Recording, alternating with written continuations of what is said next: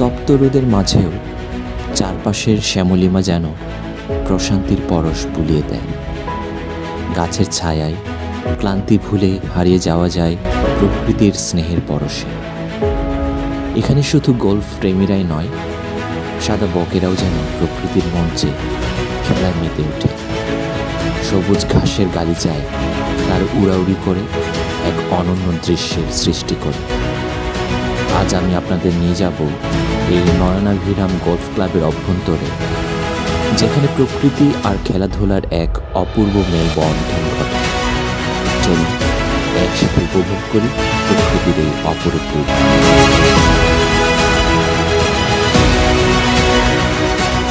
Hello viewers, কেমন আছেন সবাই? আশা করছি সবাই ভালো আছেন। এক্সপ্লোর ফেসবুক পেজ এবং ইউটিউব চ্যানেলের নতুন আরেকটি ভিডিওতে আপনাদের স্বাগত জানাই। আজকে এপ্রিল মাসের 1 তারিখ। আজকে আমি আর আমার শালা মিলে আমরা যাচ্ছি কেপিজেডের অভ্যন্তরে অবস্থিত গল্ফ ফিল্ডে। এখানে অনেক বড় একটা গল্ফ ফিল্ড আছে। সবার মুখে শুনেছি এই গল্ফ ফিল্ডটা নাকি অনেক সুন্দর, তাই আজকে একটু সেটাকে এক্সপ্লোর করার জন্য যাচ্ছি। দেখা যাক। আমরা এখন হাঁটছি, প্রচণ্ড গরম, যদিও চারপাশে অনেক গাছপালা আছে, তারপরেও রোদের তাপ একবারে গায়ে লাগছে। এই যে দেখেন, এই যে আমরা কিন্তু এই পুকুরের পাশ দিয়ে যাচ্ছি। এইদিকে একটু ছায়া আছে যেহেতু বড় বড় গাছপালা আছে, বাট এই এরিয়াটা পার হওয়ার পর বোধ হয় আবার রোদের তাপ খেতে হবে খুব ভালোভাবে। আমরা বাসা থেকে বেরোয়েছি প্রায় 10 মিনিট হয়েছে। আমরা একটা শর্টকাট রাস্তা ধরে যাচ্ছি, যেহেতু মেইন রোড ধরে গেলে অনেক দূর ঘুরতে হবে, আর যেহেতু প্রচণ্ড গরম, সো আমরা একটা শর্টকাট রাস্তা ধরে এগোচ্ছি। আমার বোধ হয় বাসা থেকে 2 কিলোমিটার দূরত্বে এই গল্ফ ফিল্ডটা। যদিও বা গরম, তবে আমার ভালো লাগছে, যেহেতু নতুন একটা জায়গা এক্সপ্লোর করতে যাচ্ছি, সো আমার খারাপ লাগছে না। ওই যে আমার শালা আসছে আমার পিছে পিছে। এই দিকে বোধ হয় তুলার গাছ আছে। এই যে তুলা।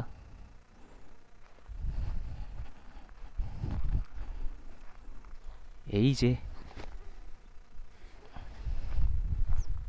প্রচণ্ড গরমে এই দিকের ঘাসগুলো শুকিয়ে গেছে, তবে বর্ষার সিজন এইগুলো বোধহয় আবার সবুজ হয়ে যায়। এই যে শুকিয়ে গেছে ঘাসগুলো। আমি জানি না এখানে ভিডিও করার পারমিশন আছে কিনা।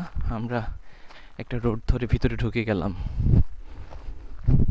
আমার মনে হয় আমরা গল্ফ ফিল্ডের খুবই কাছাকাছি। হ্যাঁ, ফাইনালি আমরা গল্ফ ফিল্ডে। এই যে অনেক সুন্দর গল্ফ ফিল্ড। এইখানে আরেকটা লেক আছে। ওইদিকে কোনো গ্রাম আছে ওই সাইডে? তাহলে গরুগুলো কোত্থেকে? নাকি কেপিজেটের? ও আচ্ছা, এদিকে কোনো গ্রাম নেই, তবে ওই দূরে যে গরুগুলো দেখতে পাচ্ছি, এগুলো সবই কেপিজেটের আন্ডারে। ওরা এই গরুগুলোকে পালছে, আর আমরা এখন এই গল্ফ ফিল্ডটাকে এক্সপ্লোর করছি। এই গল্ফ কোর্সের চারপাশটা কিন্তু খুবই সুন্দর। দেখেন, আমি যেমনটা বলছিলাম, চারিদিক সবুজে ঘেরা।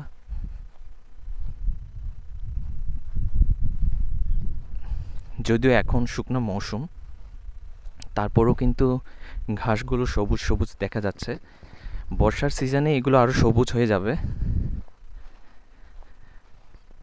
এবং মজার বিষয় হচ্ছে, আমি আমার লাইফে এই প্রথম কোনো একটা গল্ফ ফিল্ডে এসেছি, এবং আমি ব্লেসড যে এরকম একটা গল্ফ ফিল্ড এক্সপ্লোর করতে পারছি এবং আপনাদের জন্য দেখাতে পারছি। সামনে নাকি একটা হাউস আছে যেখানে বসা যাবে। আমরা একটু বসে রেস্ট করি।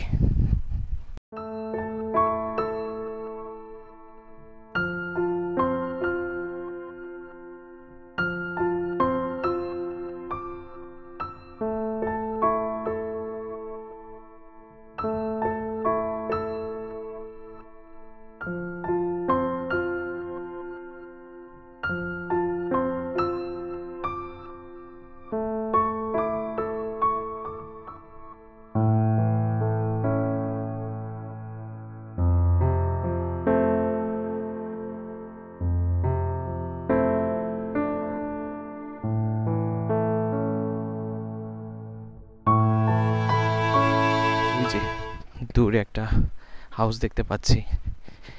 এখানে হয়তো আমরা কিছুক্ষণ বসে রেস্ট করব। জায়গাটা কিন্তু খুবই নিরিবিলি, রোদের তাপ থাকলেও বড় বড় গাছ থাকার কারণে বাতাস পাচ্ছি। এই যে বাসাটা,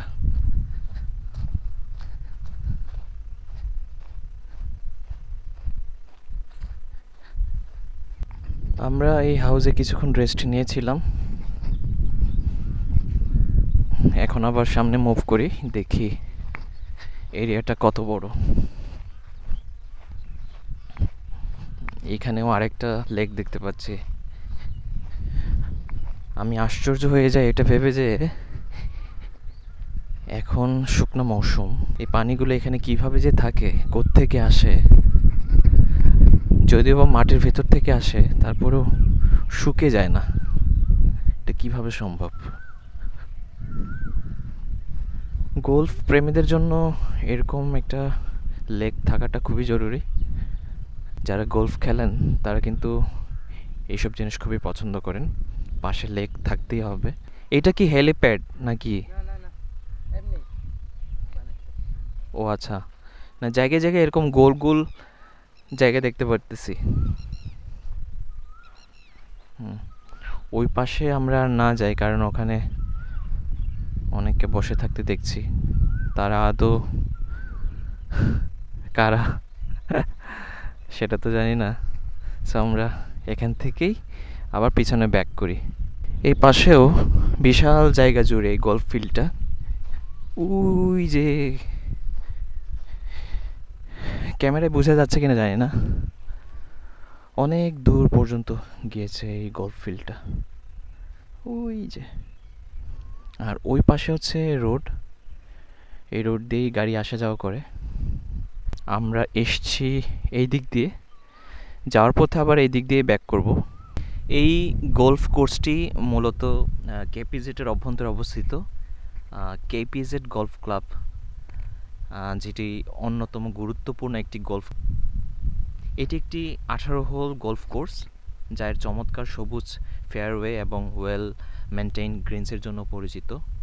আপনারা হয়তো দেখেছেন এর চারিদিক সবুজে ঘেরা, মানে এখানে আসলে আপনার মন ভরে যাবে। আর এটি কিন্তু খুবই কোলাহলমুক্ত একটা গলফ কোর্স। বাংলাদেশের যতগুলো সুনামধন্য গলফ কোর্সগুলো আছে, যেমন ধরেন টাইগার গলফ ক্লাব এবং ঢাকা ডিপ্লোম্যাটিক গলফ অ্যাসোসিয়েশন, তারা রিসেন্টলি এখানে খেলতে এসেছেন, যা বাংলাদেশের গলফ কমিউনিটিতে বন্ধুত্বপূর্ণ সম্পর্ক তৈরি করেছেন। তো আমরা চাই বাংলাদেশের স্পোর্টস ইন্ডাস্ট্রি বড় হোক। এখানে একটু টিলা আছে, এই টিলা বেয়ে আমাদের নামতে হচ্ছে। বেশি উঁচু না টিলাটা, তারপরেও যেটুকু উঁচু, উঠতে গেলে খবর হয়ে যাবে। আমরা খুবই সাবধানে হাঁটছি, গর্ত থাকতে পারে। এইদিকে ঘাসগুলো কিন্তু অলরেডি অনেক লম্বা লম্বা হয়ে যাচ্ছে। বর্ষার সিজনে এগুলো অনেক বড় হয়ে যাবে, আরও হাঁটাই যাবে না। হ্যাঁ, হাঁটু সমান বড় হয়ে যাবে। এইদিকে উঁচু টিলা, এগুলোকে পাহাড় বলা যাবে না, এগুলোকে টিলা বলতে হবে। আর আমরা যাচ্ছি এই গাছের খুবই কাছাকাছি।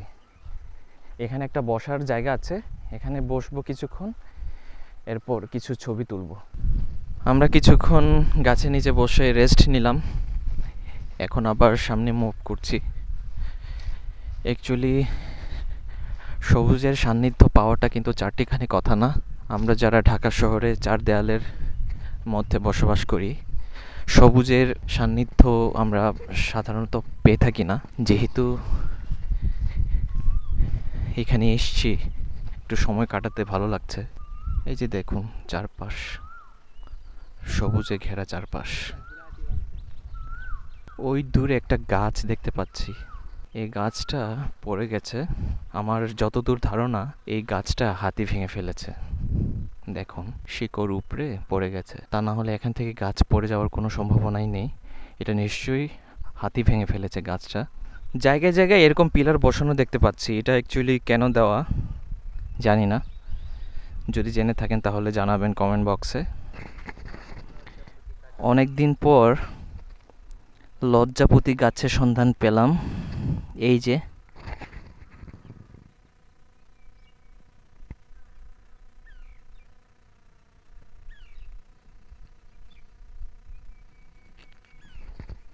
এগুলো হাত দিলেই চুপসে যায়।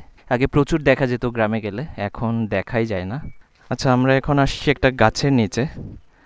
এখানে ছায়া আছে, এই যে বড় একটি গাছ,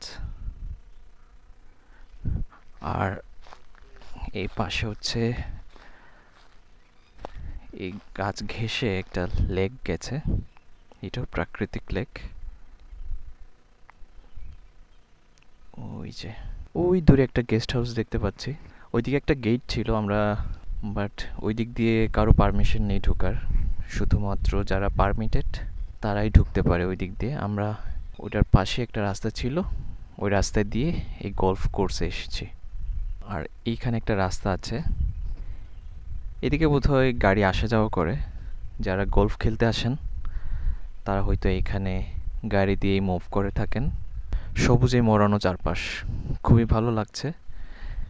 আমরা গাছের ছায়াতলে বসে আছি, ঘোরাঘুরি করছি, ভিডিও ক্যাপচার করছি। আর এইটা কি ফুল, ক্যামেরায় বোঝা যাচ্ছে কিনা জানি না, সাদা এবং পিঙ্কের সংমিশ্রণে একটা ফুল, সুন্দর। ওই গাছের নিচে একটা জায়গা আছে, খুব সুন্দর একটা জায়গা, ওখানে গিয়ে আমরা কিছু ছবি তুলব। আমাদের যেতে হবে ওই দিক দিয়ে, এদিক দিয়ে নেমে এরপর এইভাবে করে ওই দিকে যেতে হবে। তাহলে চলো আমরা যাই। এই যে খুবই সুন্দর একটা জায়গায় এসেছি আমরা, এখানে কিছুক্ষণ বসবো, এরপর ছবি তুলব। ছবি তোলার জন্য জায়গাটা কিন্তু বেস্ট। ওয়াও, আর ঠান্ডা বাতাস, গাছের পাতাও দেখছো? হ্যাঁ, গাছের পাতা একবারে লেকের পাশে, তো লেক ঘেঁষে গাছটা, এই কারণে পাতাগুলো খুবই সবুজ হয়ে আছে।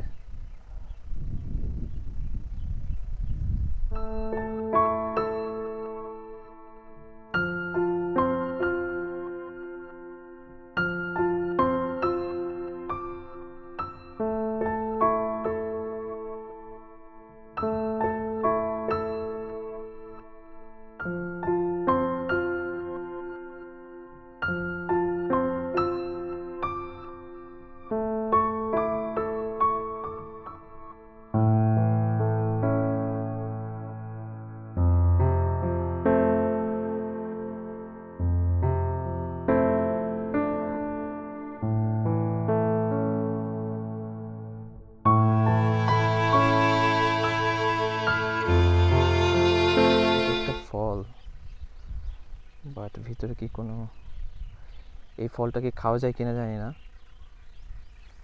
দেখতে তো মনে হচ্ছে খুবই সুস্বাদু, তেঁতুলের মতো, বুঝছো, সুগন্ধ। তবে সাহস পাচ্ছি না মুখে দেওয়ার, মুখে না দিলেই ভালো, যদি আবার কিছু হয়ে যায় তাহলে তো ঝামেলা। এই যে মূলত এই গাছ থেকে এগুলো পড়ছে মাটিতে, ওর যে গন্ধ, এটা নাকে নিলে কিন্তু মনে হয় যেন খেয়ে ফেলবো, এরকম অবস্থা। চলো আমরা সামনে যাই। দুইটা সাদা বক উড়াউড়ি করছে।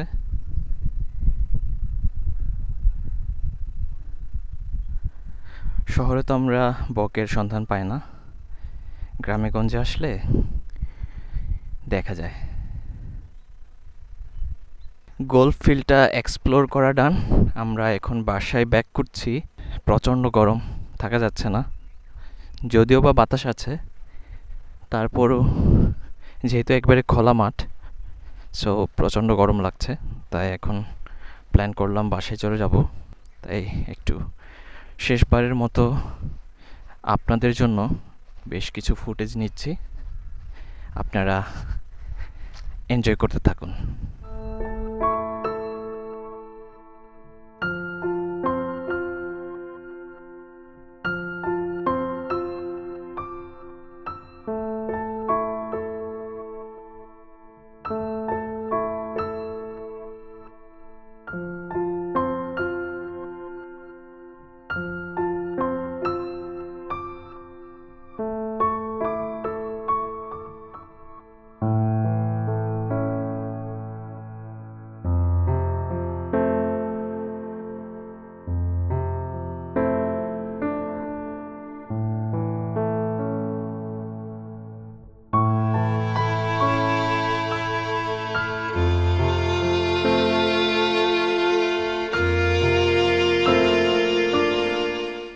এবার বাসায় যাওয়ার পালা। আপনাদের জন্য গলফ কোর্টটা একটু দেখালাম, ভিডিও করলাম। আশা করি আপনাদের ভালো লেগেছে। যদি ভালো লেগে থাকে ভিডিওতে লাইক, কমেন্ট এবং শেয়ার করতে ভুলবেন না। সবাই ভালো থাকবেন, সুস্থ থাকবেন। দেখা হবে নতুন আরেকটি ভিডিওতে। Tata, bye bye.